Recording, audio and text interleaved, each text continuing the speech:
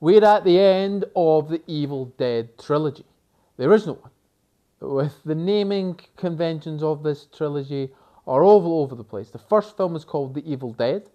The second film drops the and then is The Evil Dead 2, and which is not a direct sequel to The Evil Dead. The third film is called Army of Darkness. No Evil Dead in there, which is a direct sequel to Evil Dead 2. Don't know what was going on there, but here we are. The Army of Darkness. And this is the goofiest one. Very much you go from The Evil Dead, which is horror. Evil Dead 2 is a mix of horror and comedy. This one is mainly comedy. And it's a good watch. Again, this is one of my favourite franchises. That's what you're going to get here. This is definitely in terms of... I'm going to do a ranking at the end, but it's still an enjoyable film. It is a great film. Some of the puppetry, the practical effects, the visual effects as well are all really outstanding. It's a big budget film. It really does feel big budget. So, if you've seen the Evil Dead 2, you know that Ash has been dragged into the past, and he is now in medieval times where they are fighting the Deadites, and he basically gets dragged into the battle. They're like, "Who are you?" He fights off some demon Deadite in a pit, wins them over, and they send him on a quest to gather back the book. And from there, it's a bit like Evil Dead 2 in a sense that there's not really much build up. It's straight into the action, straight into the fighting, straight into the shenanigans of the Evil Dead franchise. So he leaves and he is confronted by the Sam Raimi demon camera, which follows him in the horse, chases him to a windmill. He then breaks a mirror, which then creates a bunch of tiny little ashes, which are mischievous little shits because they prong them, they tie them down. It's a funny sequence, again, going for that kind of comedy element. And then we get the introduction of Bad Ash, who's grown out of Good Ash, and it's over the top. It's over the top acting, and Bruce Campbell is on form here, just absolutely nailing the role of Ash, who is a much more unlikable hero in this. He's not really an anti-hero in the sense that he's just a dick. Like, he really is. He keeps calling these people primates and just really dismissive of their views, and he thinks he knows all just because he's from the future, which is quite funny. But he's just not that likable, but he is likable, if that makes sense, because he's goofy, and he's an idiot. He's like a bumbling buffoon who somehow is the hero of this story. It just works. I don't know how. So he kills Bad Ash, or so he hopes, and then he goes to get the book. Now he's got to say a saying in order to get the book safely, and of course he doesn't remember the saying, so all hell breaks loose. Literally, the army of the dead, the army of darkness, rises up because of his incompetence, and that is the story. That is kind of the theme throughout this, is Ash's incompetence. Yet he's still able to overcome the odds and have these kind of heroic moments.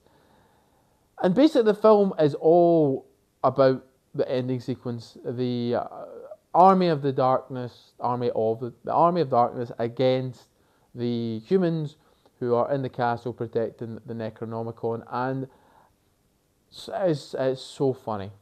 That is so funny. The mixture of stop motion, puppets, live action, it just works and creates this just fantastical, over-the-top battle sequence that is funny, unique. It just draws you in and it makes you want to watch it again and again, because it's just so, like, the skeletons on the puppets, and you can tell they're on the puppets, like, because they're like bobbing around. There's one on horseback that gets me every single time I see it, because the horse is just riding with his puppet on his back and the puppet's going like this. And just the reaction of the skeletons when they die, they get blown up. The practical effects are they're just unbelievable. Like they just create, because it's goofy. It's supposed to be like this kind of, I don't want to say it's not well done because it is so well done, but it's supposed to have that campy kind of element to it where it's not supposed to look great 100% of the time, but it just works. It just works. So the Army of Darkness, they storm the castle, and then Ash comes out with his car, which has now got a whirly gig thing in the front, like a helicopter blade that's taken out Army of the Dead left, right, and centre. I forgot to mention he has a love interest. She's been taken. She shows up, which causes him to lose lose the big car whirligig thing, tank thing. And oh yeah, the leader is Badass, who's been resurrected in this horrific form. His face is all messed up. And he's over his reactions throughout the battle. It's like, oh, that's gotta hurt. Oh, it's just over again. It's just funny. It's campy. It's great. It's great. And they have a big showdown. Ash gets in some one-liners and he wins, and he ends up getting sent back to his time. But again, he misspoke because he was supposed to say, and that invites the Deadites back into his time. Or so we're led to believe, because there wasn't another film after this, which I think they were maybe cliffhangering a wee bit at the end there. They were maybe hoping for a fourth film, but I don't know what happened there. Oh, pardon me. And overall, again, it just adds to the, because it would have been so easy to do another Cabin in the Woods type film, but they really went all out with this kind of stakes of putting them in the past, making it a lot more campy, a lot more comedy oriented. I don't think there's any scary scenes in it at all. Like they don't try to be scary. It's mainly about the laughs, and it's just a joy. It's a joy of a film to watch. It's one that I never regret going back to. I always love when it gets to that battle sequence, and up to that it's still a great film, but the battle sequence at the end is just it's definitely not Helm's Deep in Lord of the Rings. It's more I don't want to say amateurish because that's quite bad. It sounds like quite a diss to it, but it's quite different in a sense, and it's going for obviously a different tone, but it's so good, and it caps off the original Evil Dead trilogy. And all in all, I'd put this up there with some of the best trilogies that you've got. Back to the Future, one of my favourite trilogies. Lord of the Rings, The Matrix. I know The Matrix maybe isn't considered the best, with a few of the last films. The last film in particular not really hitting right. But yeah, I would put it up there in my books anyway. So we're going to rank them. We're going to go, of course, Evil Dead 2 at the top. That is my favourite film, so that wins out. The next one is actually quite difficult. Where do I put 2 and 3? They are both at polar opposite to each other in terms of tone. Much more horror, much more comedy.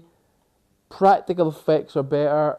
I think the tension and overall story is better in this one. Oh, this is tough.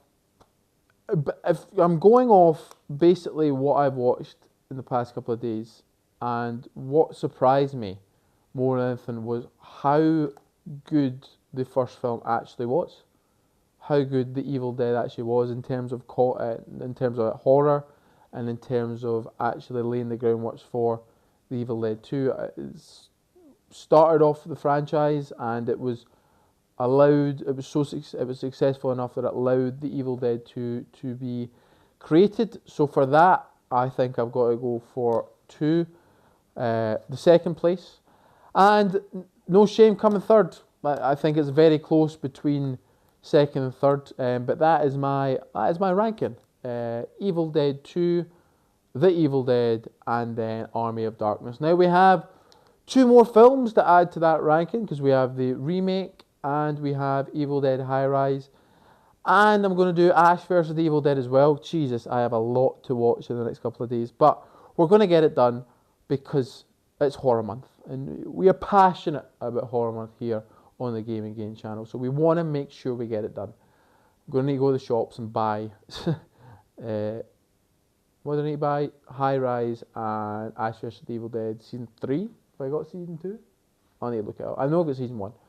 Anyway, if you want to see that, and you've made it this far, subscribe, right? Subscribe to the channel. Horror Month is in full swing. We're here. I'm trying to get some gameplay up. I've got my capture card out.